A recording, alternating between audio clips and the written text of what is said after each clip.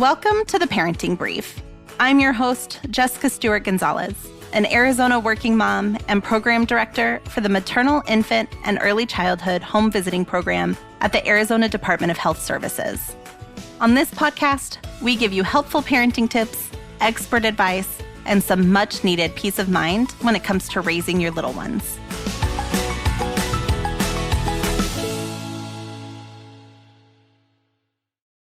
We're so glad you're here for this episode of the Parenting Brief. And just like that, the new year is here. We want to give you some tools and resources to help you set and achieve the goals you have for 2022, whether it's prioritizing self-care, making time for your favorite hobby, or striking that work-life parenting balance.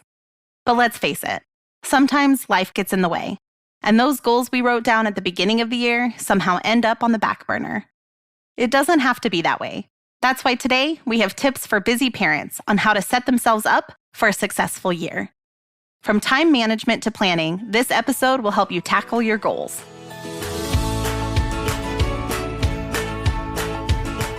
Joining us today is Olivia DeLong.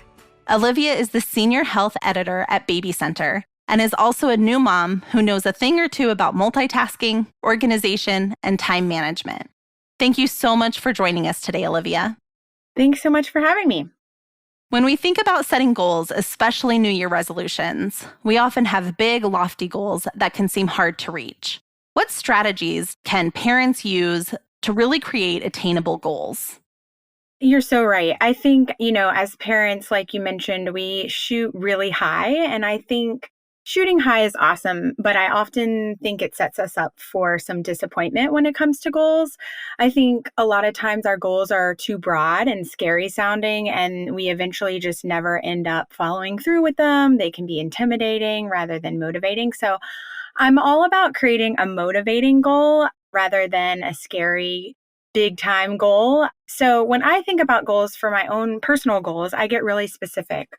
So rather than say, I want to live a completely healthy, clean lifestyle, I think about breaking it down into something I can achieve a majority of the week or on specific days. So for me, I need super actionable, realistic items I can live out every day rather than this huge goal without any context or actionable components. So, if I'm talking about living a healthy, clean lifestyle, which many people are doing right now, my goals might be to exercise for 30 minutes a day, 4 days a week, and to minimize gluten and dairy during the weekday. I think, and those are actually two of my goals for the weekdays this year. I think it's reasonable, that I can work out for 30 minutes, 4 days a week. That's doable. I think working out every day of the week for an hour is not. And same with, sticking to a clean diet 24/7 is also not realistic. So being super intentional and specific with goals has really helped me, especially as a mom, to feel good about what I'm doing every year, every day, and every week. So there is always this time, I know for me, it always just feels overwhelming to set a goal and then to try and implement that. And you had talked about making these goals attainable. So as part of that planning process, does that include how that's going to happen? So whether that's working out 30 minutes, 4 days a week, or preparing meals that may meet those goals. I know for me, I can set a goal and I think it's really great. And then I'm suddenly like, I don't know why I thought I would suddenly have 45 extra minutes in the evening time in order to accomplish this. So what are some of those time management advice that you may have for busy parents so that they can still reach their personal and family goals? So I can just briefly go through some of the things that have helped me. And I think some of them may relate to goals and some of them may not, but these are the things that I do time management wise to set me up so that I do have time for my goals. And one of the things that some people may not like this, but I started waking up before my family. So my daughter wakes up at 7 or, sometimes 6, but I have the time from about 5:45 to 6:45 that I know is my time. So I set my alarm for 5:30 and I certainly don't get out of bed at 5:30, but I try my best to get out of bed at 5:45, and that is my time. So that's my time to work out. It's my time to meditate. I make my coffee alone. I put on a podcast with my AirPods. I do whatever I want. On Saturdays, I don't wake up that early. Obviously, I give myself that grace on the weekends. So setting myself up for the day has been really important, and playing into this, my nighttime routine. So they always say if you can set yourself up at night for the morning. So I lay out everything I need the night before.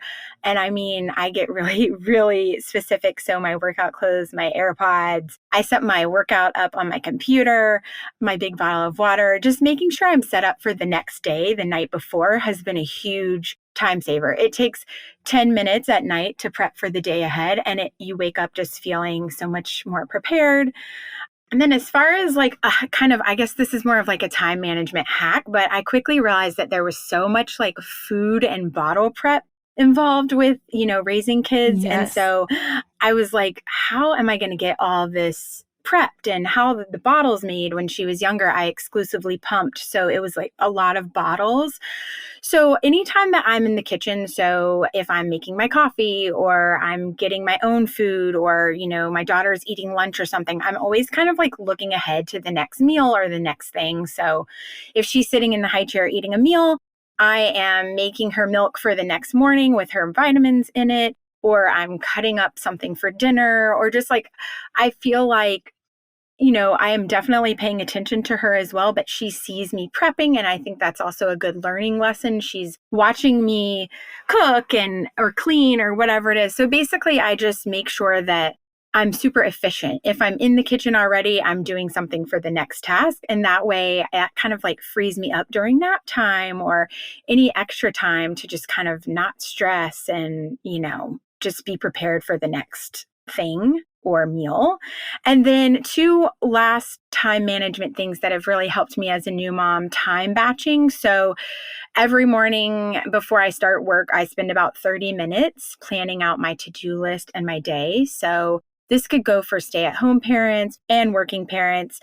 I spend 30 minutes and I say, okay, from 9 to 11, I'm going to check email and respond to email from 11 to noon. And, I do this every day if I can, but if I don't, it's okay. Just time batching and kind of like seeing where your day is going is so helpful. So I slot in meetings, but then I also, put in 30 minutes so I can do the laundry or go on a walk.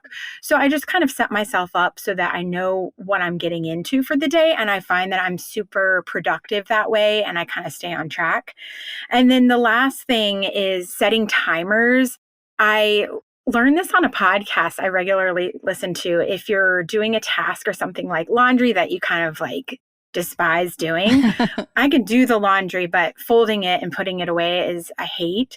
So I set a timer. So it takes me 20 minutes. I know it takes me 20 minutes. So I'll say to my Google Home, set a timer for 20 minutes. And then most likely I'm going to get it done in 20 minutes and I can move on or spend the time relaxing, or just instead of doodling around and not staying on track. For me, setting timers has been super helpful. Same with if I'm prepping dinner before my daughter gets home from school, I'll make sure that I set the timer for 30 minutes. And then I kind of just use that to stay on track, if that makes sense. So those are some things that have helped me. I know that was a lot. I think that sometimes there's a misconception that parents setting their own personal goals and dedicating time to reaching those goals is selfish, especially if they're not family-oriented goals or goals specifically around their children. And it can become really difficult, and that mom guilt, that parent guilt, starts to kick in when you're trying to achieve those goals. Can you talk a little bit about why it's important for parents to take a few minutes each day to do something that helps them reach those goals? Yeah, I think that's such a good point to bring up. The good news is that I think a lot of parents are talking more and more about this. So I think it's great to bring awareness to, this whole mentality of like, if I take 30 minutes for myself, I'm taking 30 minutes away from something else I could be doing. Taking the 30 minutes for yourself is so important because you're going to savor the moments with your family later and you're going to be more productive and all those things. And something too that I think is super important. I really think if you don't take the time for yourself, I think you really start to lose yourself if you don't. So as a new mom, I started to feel that way after my daughter was born, before I implemented all those time management and time for myself, and I really started to lose who I was.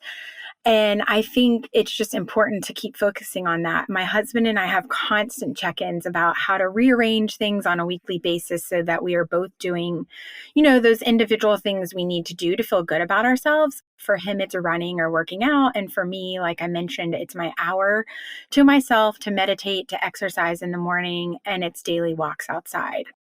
I think we've found, at least in our household, that at least an hour a day to ourselves, it helps us reach our own goals, but it's also kind of like a reset. We know we have that time to ourselves and we come back, feeling refreshed, or we start the day off really refreshed because we've had that time to ourselves. And it helps us feel more confident as a parent because we're working towards our goal and also being the best version of ourselves.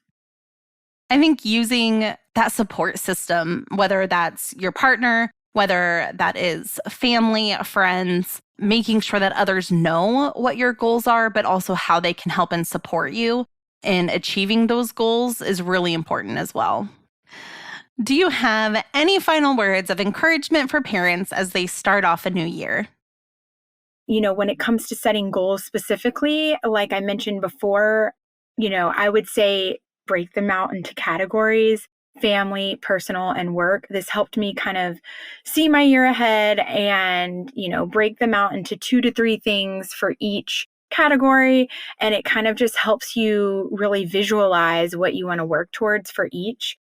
Just getting more specific. I think if you notice a theme here, I'm all about being very specific, but it's 30 minutes rather than an hour. It's 5 minutes rather than 30 minutes. It's just very specific, very short pieces of goals, intentions, that kind of thing. So I think the more specific you can get and the more planning you can do, I think it will just overall help you achieve your goals each day, each week, and each year.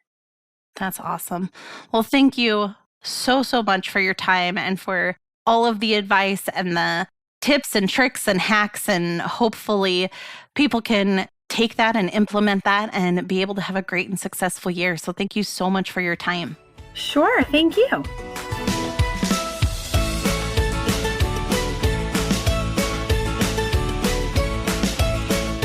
Head to our episode show notes to find helpful tools, links, and resources. And 2022 will be filled with new episodes. Make sure you don't miss any by subscribing to The Parenting Brief on your favorite podcast app. Plus, you can also share the episode with the moms or expecting moms in your life. Until next time, this is Jessica. You've got this, Mom.